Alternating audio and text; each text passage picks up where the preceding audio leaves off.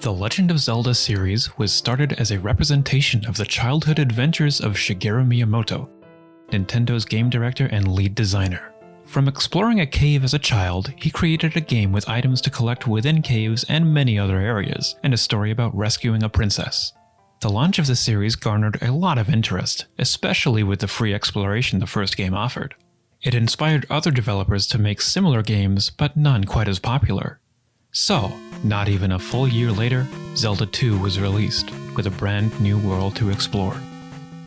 There were a couple of things noticeable just from the sequel's title. For one, it was no longer The Legend of Zelda, which perhaps stands out more now that we have a big series full of games beginning with The Legend of Zelda. Looking back on it, the absence of these words is very curious because this is the one game in the main series that follows a different formula, and we'll get onto that very soon.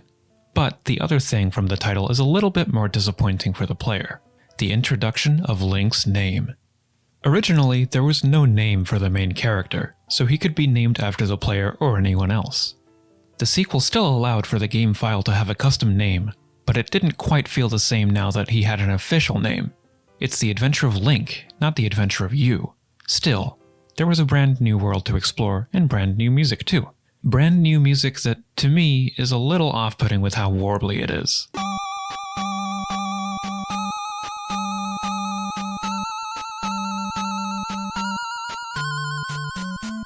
Most of the tunes are great, but it doesn't need to be so warbly, and the high pitch of the title music perhaps wasn't the best start.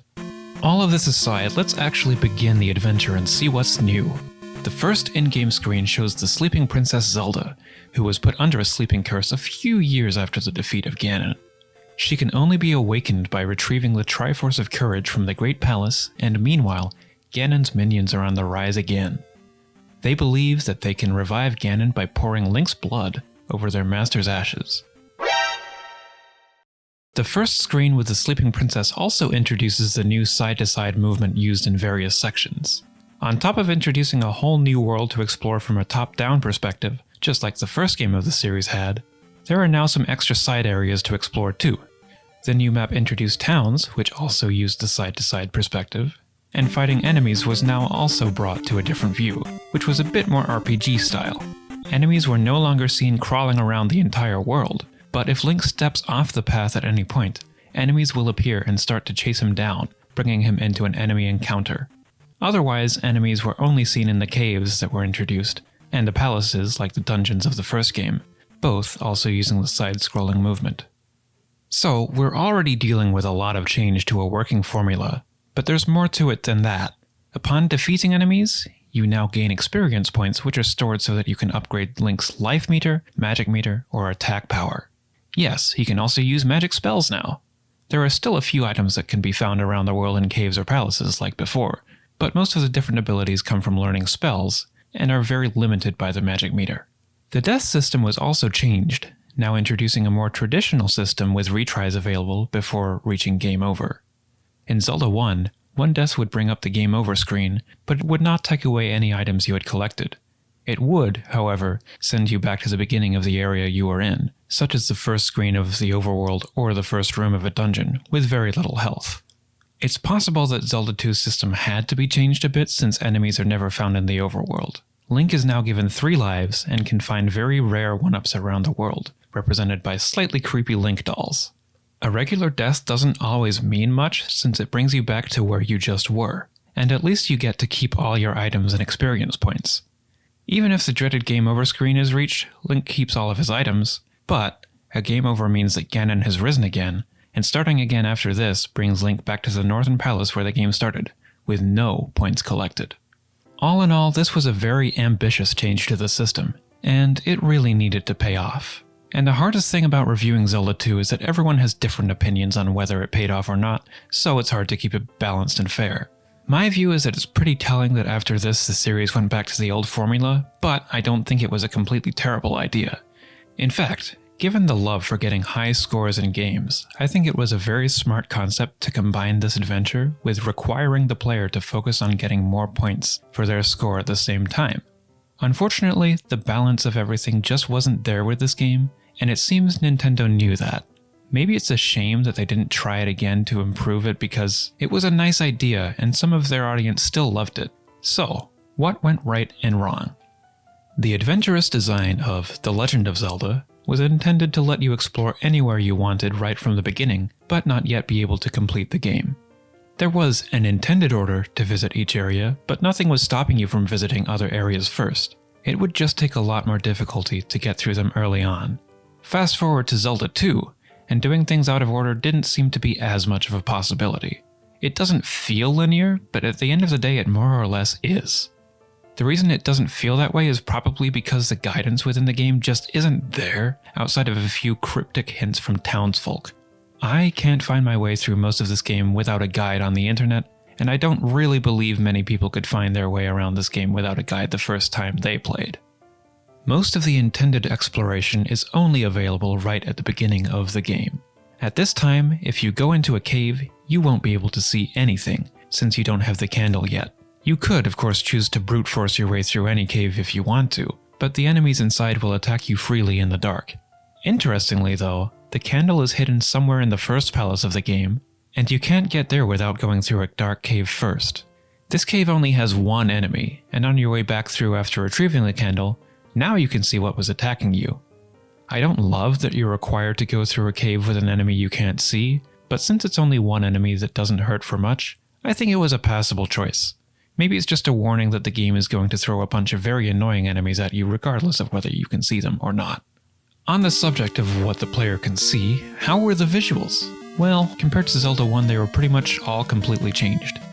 Since enemies were now only seen from the side perspective, even all the enemies brought over from the first game needed to be redesigned. Most of them were adapted pretty well, and the side view of Link is also well done and at least recognizable. Other visuals weren't so hot in my opinion.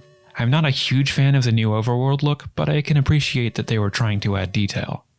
I have more of a problem with some of the visual designs of the palaces though, and in particular with Medoro Palace and its tiny blue tiles. As the screen scrolls, these tiles become very hard and sometimes dizzying to look at. Unfortunately, dizzying visuals are not the worst kind of visuals this game contained either. That title goes to all of the rapid, bright, whole screen flashing.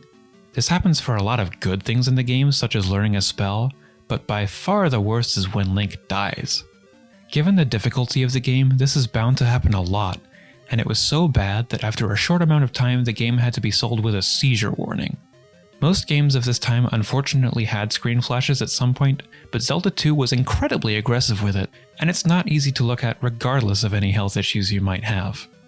The enemy design is also not exactly the best in this game. Most of them are very challenging to figure out how to defeat, which would be fine if they didn't hurt so much, but it doesn't work too well with the game over system in place. Take the axe-wielding Dairas, who only appear earlier in the game but hurt you a lot, for example. There's also a favorite enemy for the palaces to throw at you, the Iron Knuckle, who will block any high or low attacks with a shield, and can't even be harmed from Link jumping on top of them with a down stab. I'm not entirely sure what the intended method for taking out these enemies is, but the method I know that works is trying to time a stab on the way down from a jump, which is a very tight timing to learn. Naturally, since the game throws a lot of them at you, there's a lot of time to practice and get it right, and you can level up your attack power as you go, but the Iron Knuckles get craftier. The blue Iron Knuckles continuously throw their sword at you, and there's no good way to dodge all of these attacks while jumping to hit them, especially when you're weaker and they take about 10 hits to defeat. The Lizalfos of the overworld areas also behave similarly to the red and orange Iron Knuckles, but the worst of all appears in the Great Palace. These endgame enemies will throw projectiles at Link just like the blue Iron Knuckles, but they can also jump very high, and Nintendo named them Fakas. I like to think they knew what they were doing with that one. While it is pretty easy to get lost in the palaces, I have to say I think they improved the design a little bit from the first game's dungeons, because you don't have to bomb the walls to reveal secret passages. There is a fake wall in the Ocean Palace and several more in the Great Palace, but overall the design was slightly less confusing. It still wasn't great because most of the areas look all the same, and it's also not really possible to know if a path will lead to an item or a dead end or the boss of the palace. But in the main game, I really like how there's a purpose to every path of the dungeon, since even if it just seems like a dead end with a few enemies, you can always get more points from them so Link can level up his abilities. That being said, I was really not impressed with the final palace of the game. This area is huge, after all it is called the Great Palace. Sadly, if you've already maxed out your attack, magic, and life levels, There really isn't anything else to do here except go straight to the end, which cuts out most of the rooms in the palace. I do appreciate it being a straightforward path if you know the way to go, but the catch there is obvious. If you don't find the way to go, you'll go down very long dead ends or other loops back around. To finish the game from here, Link must take on the Thunderbird, definitely one of the toughest bosses and very fittingly right at the end of the game. Most bosses in this game definitely stepped up the creativity from the first game, which I appreciate a lot, and Thunderbird is no exception. Defeating this boss should prove your courage so you can take the Triforce of Courage to wake up Zelda. But wait, as hard as that is, it's not going to be over just like that. The Triforce Keeper then forces Link to fight his own shadow, and it's a very appropriate final boss, since he can use all the sword and shield techniques you've learned. Definitely the hardest boss to fight, so I think I'll just hide in the corner and stab at him if he gets near me. Oh, that actually works. And with that, with the Triforce of Courage in hand, Link returns to the Northern Palace to wake Princess Zelda. He's saved the Kingdom of Hyrule and is a real hero, and has earned a kiss from the princess. Behind the curtains, of course. Was it a fun journey for the player? It entirely depends who you are, and as I mentioned, making a balanced review without opinions doesn't seem possible. So I have to include mine a little bit. I love the system idea, and I don't love the balance. Sometimes you'll need to stop and grind for some extra points, and that gets repetitive. By the end of the game, the palaces are getting repetitive too, and we have seen some more issues with the game's balancing. But I enjoyed most of this game a lot more than I thought I would. Therefore, my final score for Zelda II: The Adventure of Link will be 7.1 out of 10. Despite the decent rating and having enjoyed the game myself most of the time, I don't think I would recommend this game to many people. I was only really able to enjoy this game with the use of instant save states in order to get the points that I really wanted or to avoid taking hits that would almost certainly lead to too many deaths. Re-releases include the Collector's Edition for the GameCube, Virtual Console, and Nintendo Switch Online if you are still interested, but definitely be cautious of it. At the very least, find yourself a guide to follow. Tell me, did you agree with the points I've made? What rating would you give Zelda II: The Adventure of Link for the NES, initially released in 1987? As ever, thank you for watching, and please continue to be your own unique self. That's a lot of dead people. Oh my god! What? She was a fake woman. Bleh. I got teeth.